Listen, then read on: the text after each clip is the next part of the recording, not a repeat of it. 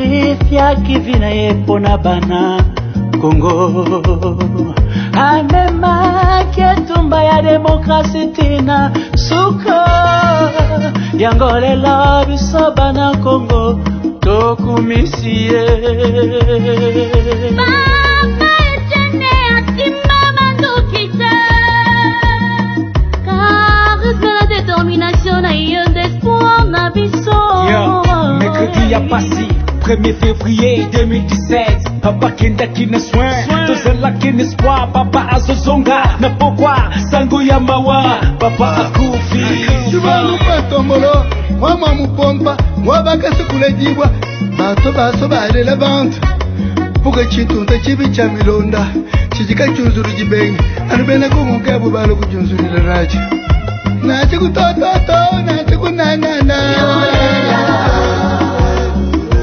Bana totolela yolela Papa Etienne Tshisekedi wa Mulumba yolela Yesu bana tutitutila yolela Papa Etienne Tshisekedi wa Mulumba.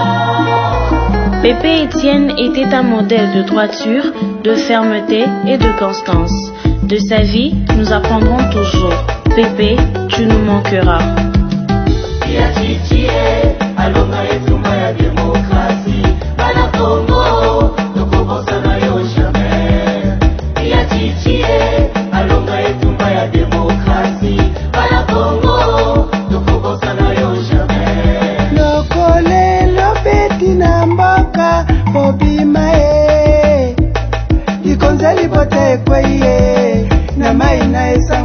Tozangilo kumwe totika libafele panetike tozalaki na espoir okoma na alternance epai ozali papa oyebaka idepese azwa pouvoir aestora eta de droit na Congo.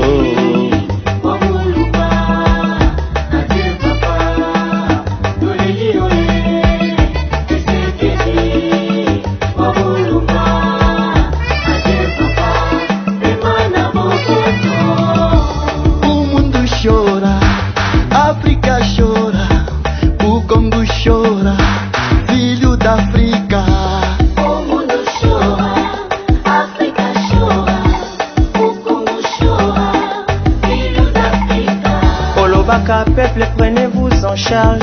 Les loyaux, Félix et Chilombo na IDPC. Toganye, Yosowana Kakapona persévérant. Idéologie na contre ce peuple na makila. Tosito la mukapona etumba ekolo. Papa, oye tieno tikali mortel na mitema ba congolais. Sphinx délimité, ya chichi.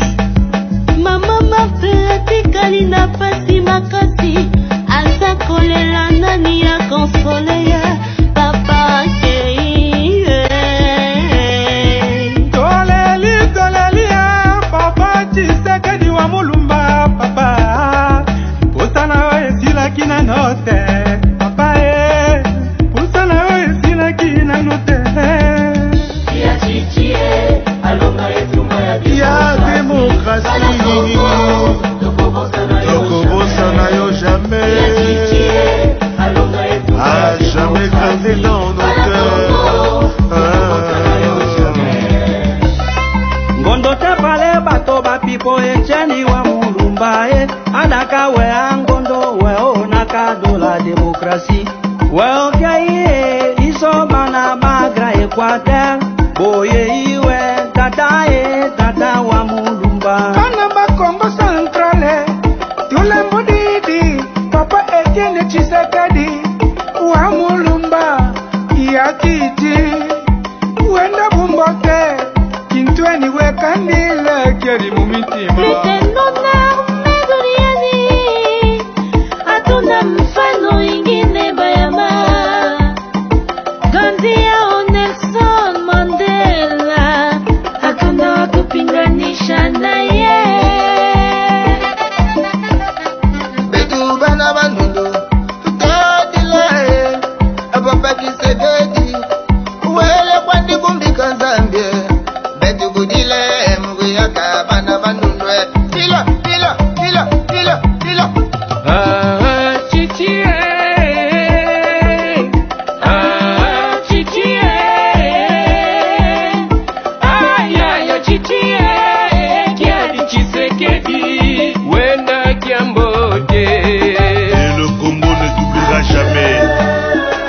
Etienne Tshisekedi wa Mulumba.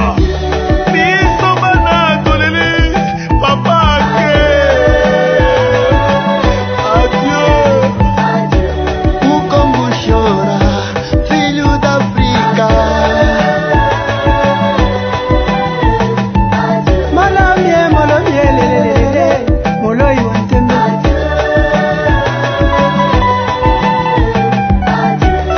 Likwela nanda engando likwini bana babato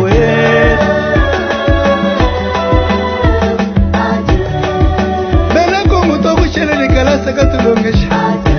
La démocratie et les droits de l'homme.